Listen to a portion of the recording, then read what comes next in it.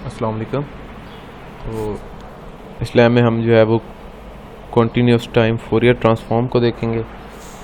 तो last lab में हमने फोरियर सीरीज़ की थी जो कि थी पीरियोडिक सिग्नल्स के लिए। फोरियर ट्रांसफॉर्म जो होता है वो नॉन पीरियोडिक सिग्नल्स के लिए होता है। तो इसकी जो मैथमेटिकल एक्सप्रेशन है वो कुछ इस तरह है कि अगर आपके पास कोई टाइम डोमेन में सिग्नल है तो आपने उसको अगर फ्रीक्वेंसी डोमेन में रिप्रेजेंट करना है तो उसके लिए आपको उसको इंटीग्रेट करना पड़ेगा माइनस इन्फिनिटी से इन्फिनिटी तक मल्टीप्लाइड बाय e⁻j⍵0t। तो ये फोरियर ट्रांसफॉर्म का मैथमेटिकल एक्सप्रेशन है। अगर आपने ओमेगा को जो है वो जो इसकी ओमेगा जो है वो रेडियंस में है तो अगर आपने इसको हर्ट्ज़ में कन्वर्ट करना है तो आप 2πf से रिप्लेस कर दें ओमेगा को। ये बाकी इसकी रिप्रेजेंटेशन है कि अगर आप टाइम डोमेन में सिग्नल को रिप्रेजेंट कर रहे हैं तो आप x लिखेंगे, और अगर आप फ्रीक्वेंसी डोमेन में रिप्रेजेंट कर रहे हैं तो आप कैपिटल X इंटू ओमेगा। तो ये फोरियर ट्रांसफॉर्म की रिप्रेजेंटेशन है। उसके बाद अगर आपके पास फोरियर ट्रांसफॉर्म है, आप उसको वापस टाइम डोमेन में फ्रीक्वेंसी डोमेन में से टाइम डोमेन में जाना चाहते हैं तो उसके लिए आप इन्वर्स फोरियर ट्रांसफॉर्म लेंगे। तो इन्वर्स फोरियर ट्रांसफॉर्म का जो मैथमेटिकल एक्सप्रेशन है वो कुछ इस तरह है कि 1/2π इंटीग्रल -∞ टू इन्फिनिटी x(j⍵0t)। तो ये बेसिकली मैथमेटिकल एक्सप्रेशन आप जब थ्योरी में फोरियर ट्रांसफॉर्म की क्वेश्चन वगैरह सॉल्व करेंगे तो ये मैथमेटिकल एक्सप्रेशन आपको वहाँ पे जो है ना वो हेल्प आउट करेंगे। मैटलैब में जो है नॉर्मली हम फोरियर और आई फोरियर की कमांड यूज़ करते हैं, मतलब इसमें बिल्ट इन फंक्शंस हैं। तो बस आप उन फंक्शंस को कॉल करेंगे फोरियर और आई फोरियर, तो उससे आपके पास फोरियर से आपके पास फोरियर ट्रांसफॉर्म आ जाएगा और आई फोरियर से आपके पास इन्वर्स फोरियर ट्रांसफॉर्म आ जाएगा।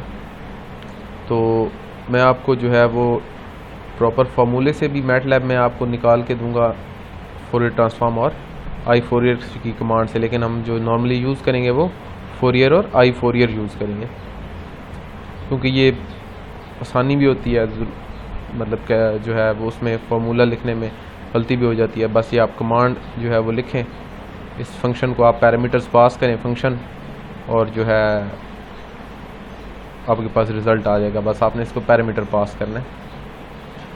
उसके बाद ये नीचे कुछ फोरियर ट्रांसफॉर्म का जो है वो फोरियर पेयर्स हैं, मतलब टाइम डोमेन में एक फंक्शन है डेल्टा टी तो उसका फोरियर ट्रांसफॉर्म क्या होगा 1, और अगर फोरियर ट्रांसफॉर्म 1 कांस्टेंट है और तो उसका जो है वो टाइम डोमेन में जो है वो क्या होगा इन्वर्स फोरियर ट्रांसफॉर्म लेंगे तो हमारे पास डेल्टा टी आ जाएगा। तो ये फोरियर पेयर्स हैं। तो ये आप सिंपल फंक्शंस के लिए आप चाहें तो आप इनको जो है ना वो ओरली जो है ना इनको याद कर सकते हैं, मतलब कैलकुलेशन में आपको इजी रहेगा।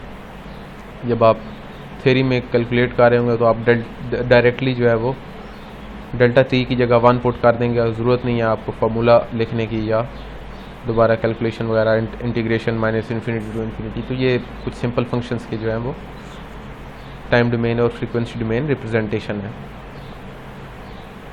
उसके बाद फोरियर ट्रांसफॉर्म की कुछ प्रॉपर्टीज़ हैं, जिनमें पहली प्रॉपर्टी जो है वो लीनियरिटी प्रॉपर्टी है, जिनको मैं प्रूव नहीं कर रहा, प्रूफ की ज़रूरत नहीं है।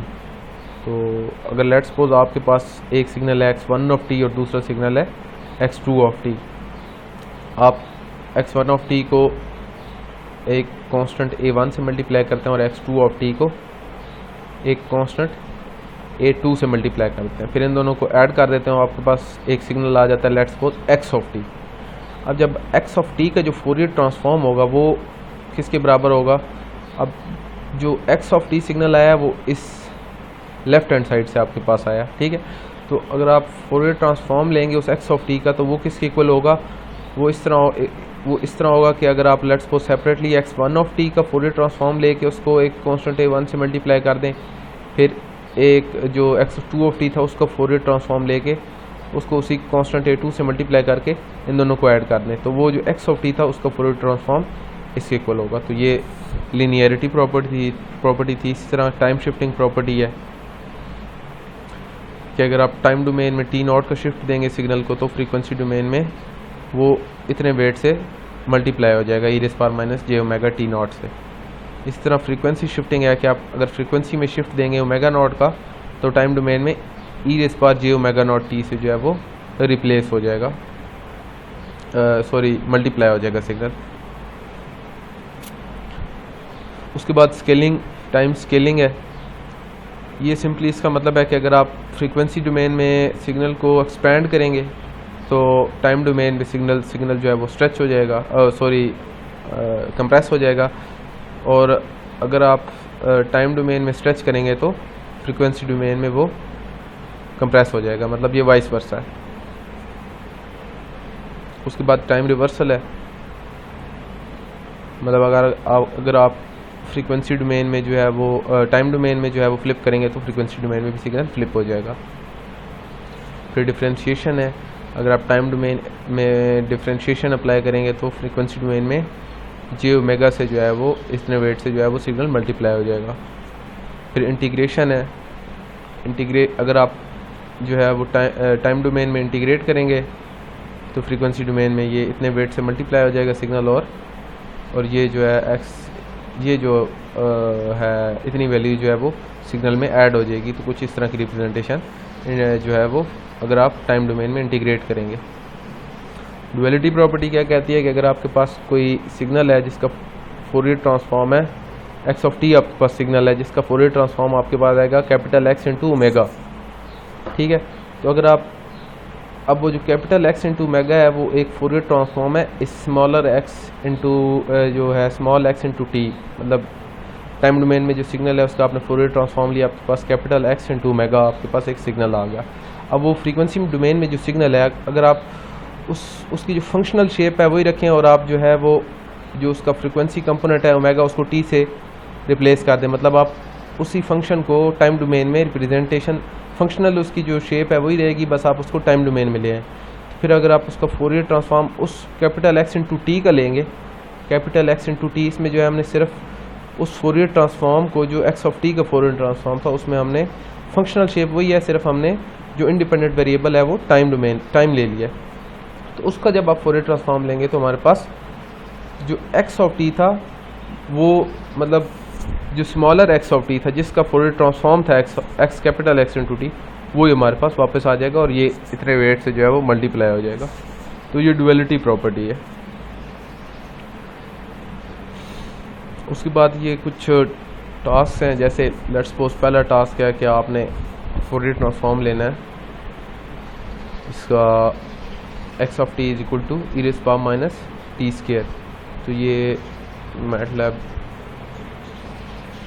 तो ये आपका फर्स्ट टास्क है। मैंने आपको बताया कि हम जो है नॉर्मली यूज़ करेंगे वो फोरियर की कमांड यूज़ करेंगे, लेकिन इस टास्क में मैंने जो है दोनों तरीक़ों से जो है मैंने फोरियर ट्रांसफॉर्म को इवेलुएट किया है। तो अगर आप फोरियर की कमांड यूज़ करेंगे तो उसके लिए आपको जो टाइम है और जो फ्रीक्वेंसी है ओमेगा, इन दोनों को आपको सिंबॉलिक वेरिएबल से रिप्रेजेंट करना पड़ेगा। उसके बाद जो आपको गिवन फंक्शन है लेट्स सपोज है वो एक्स है is equal to e raise power minus t square था, तो मैंने इसको यहाँ पे लिख दिया है। उसके बाद मैंने फोरियर की कमांड लिखी है। अगर आप जो है वो फोरियर ट्रांसफॉर्म ले रहे हैं, मतलब आप फ्रीक्वेंसी डोमेन में जा रहे हैं, तो आप यहाँ पे जो इंडिपेंडेंट वेरिएबल है वो ओमेगा लिखेंगे। और अगर आप इन्वर्स फोरियर ले रहे हैं, मतलब आप फोरियर फ्रीक्वेंसी डोमेन से वापस टाइम डोमेन में आ रहे हैं, तो आप जो है यहाँ पे टी लिखेंगे। तो पहला टास्क था फोरियर ट्रांसफॉर्म लेना था, टाइम डोमेन से फ्रीक्वेंसी डोमेन में जाना है, तो मैंने फोरियर की कमांड लिखी है और ये फंक्शन मैंने यहाँ पे फर्स्ट पैरामीटर पास किया और सेकंड पैरामीटर जो था वो ओमेगा है, ठीक है। उसके बाद मैंने ये फार्मूले से भी एक जो है ना वो इवेलुएट कर दिया फोरियर ट्रांसफॉर्म सेम फंक्शन का। तो उसमें मैंने क्या किया कि मैंने फंक्शन एक्स था, मैंने एक्स को मल्टीप्लाई कर दिया ई raise power minus j omega T से और इंटीग्रेशन कर दिया माइनस इन्फिनिटी टू इन्फिनिटी से। ये सेम जो है वो जो है उसकी मैथमेटिकल एक्सप्रेशन है, उसी को मैंने यहाँ पे लिख दिया फोरियर ट्रांसफॉर्म का जो मैथमेटिकल एक्सप्रेशन था।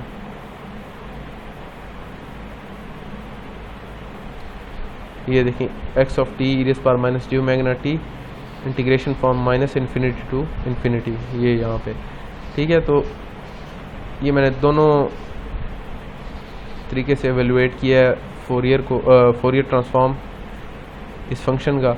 तो इन दोनों का जो आंसर है वो सेम आना चाहिए। मैं इसको रन करता हूँ।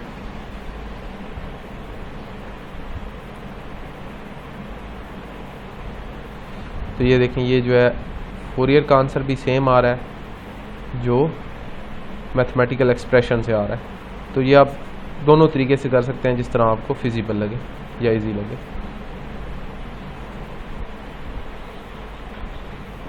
ये आपका फर्स्ट टास्क था। इसके बाद जो नेक्स्ट है,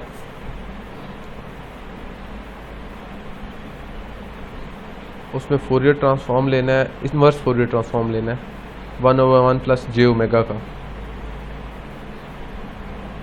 हाँ यही से। तो ये इसका मैंने फोरियर इनवर्स फोरियर ले लिया है। ये देखें, मैंने आई फोरियर की कमांड यूज़ की है और उसके बाद जो गिवन फंक्शन था एक्स, उसको पास किया, पैरामीटर ये पास किया, और टाइम डोमेन टी जो है, जो हमारा सिंबॉलिक वेरिएबल है। तो अगर हम इनवर्स फोरियर ट्रांसफॉर्म लेंगे तो सेकंड पैरामीटर टी होगा। उसके बाद मैंने इसको प्लॉट किया है, प्लॉट भी किया। और इसको अगर आप विजुअलाइज करना चाहते हैं कमांड विंडो में इसका एक्सप्रेशन, तो फंक्शनल इसकी जो एक्सप्रेशन है वो भी यहाँ पे आ जाएगा।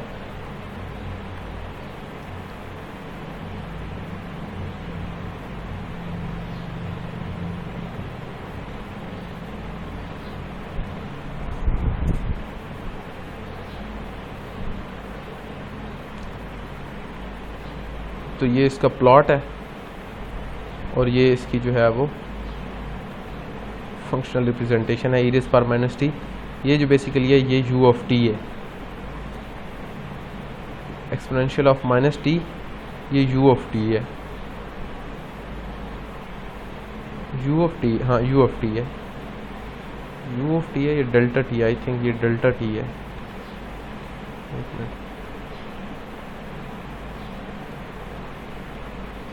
u ऑफ टी है,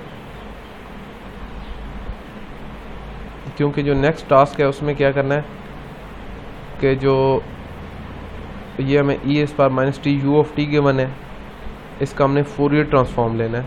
जब हम इसका फोरियर ट्रांसफॉर्म लेंगे तो हमारे पास सेम यही फंक्शन, यही फिगर भी, इसलिए मैंने प्लॉट किया कि आप ये फिगर मैच कर लें यहाँ पे, क्योंकि जो फंक्शनल रिप्रेजेंटेशन है यहाँ पे जो है वो e power minus T something, ये साइन टी प्लस 1/2 कुछ आ रहा था। तो ये बेसिकली u ऑफ टी ही बनता है। तो मैं जैसे ये नेक्स्ट टास्क में मैंने इनवर्स फोरियर ट्रांसफॉर्म लिया है e power minus T u of T का, इसको मैंने प्लॉट भी कर दिया और जो है इसका फंक्शनल रिप्रेजेंटेशन भी दिखा देता हूँ आपको। सॉरी ये नहीं था,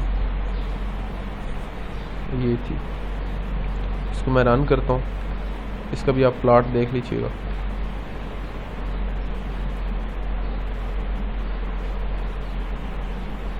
तो ये देखें बेसिकली सेम प्लॉट आ रहा है। तो इसका मतलब है ये दोनों फोरियर पेयर हैं, मतलब e power minus T u of T का जो फोरियर ट्रांसफॉर्म है वो है 1/1 प्लस जे ओमेगा,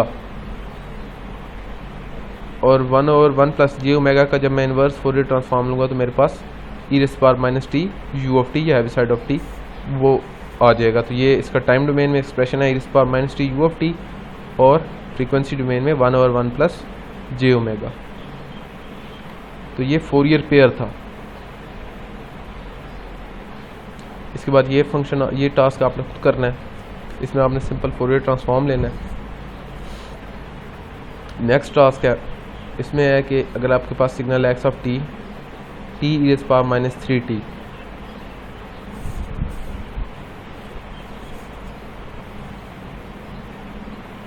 तो इसमें आपने क्या करना है कि आपने, क्योंकि जो हमारे पास फोरियर ट्रांसफॉर्म है बेसिकली वो एक कम्प्लेक्स एक्सप्रेशन है, मतलब किसी भी सिग्नल का फोरियर ट्रांसफॉर्म लेंगे तो बेसिकली एक कम्प्लेक्स एक्सप्रेशन होगा।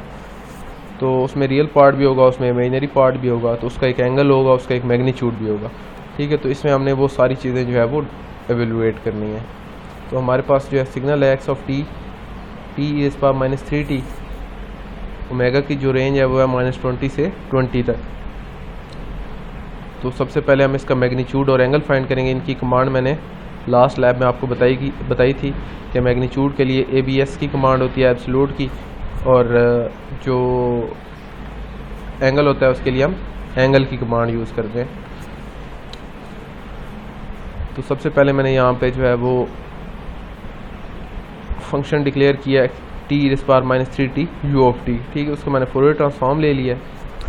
अब सबसे पहले हमने जो फोरियर ट्रांसफॉर्म लिया है उससे पहले हमने ज़रूरी था कि हम सिम्बॉलिकली रिप्रेजेंट करें ओमेगा को, तो हमने ये सिम्बॉलिकली रिप्रेजेंट कर दिया।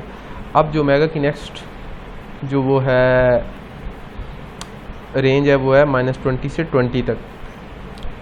तो उसमें क्या है कि मैंने ये सब्स की कमांड है, ये सब्स्टिट्यूट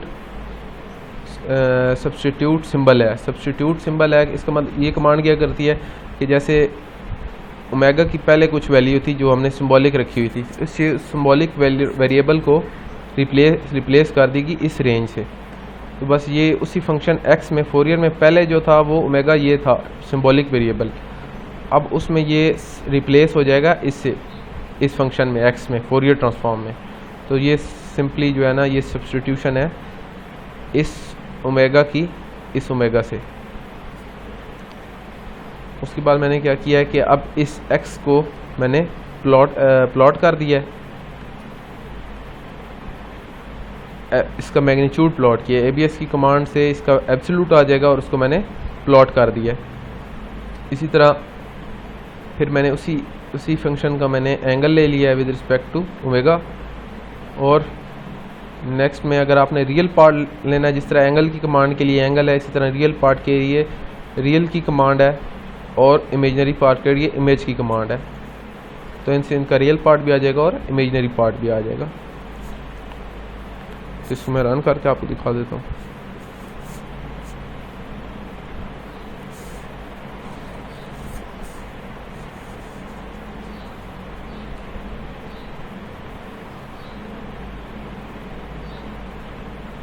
ठीक है, तो ये सारे इसका रियल पार्ट, इमेजनरी पार्ट, ये रियल पार्ट है, इसका इमेजनरी पार्ट है, ये इसका एंगल है और ये इसका मैग्नीट्यूड है।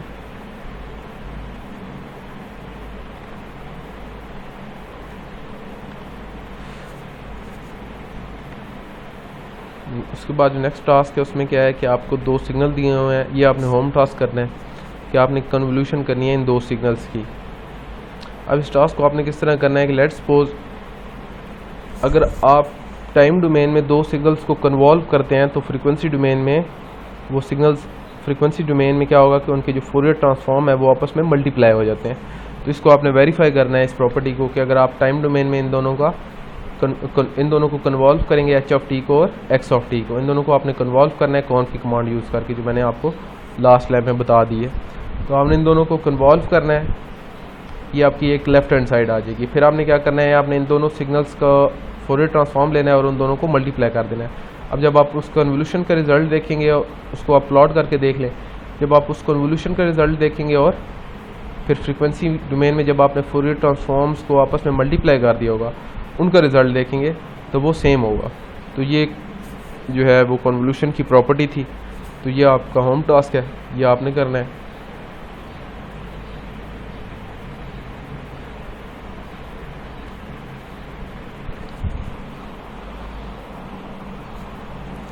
तो अगर इसमें आपको कोई क्यूरी हो तो आप मेरे से जो है वो क्वेश्चन कर सकते हैं, ग्रुप में आप मेरे से पूछ लें। तो ये आपकी जो है वो लैब नंबर 8 थी।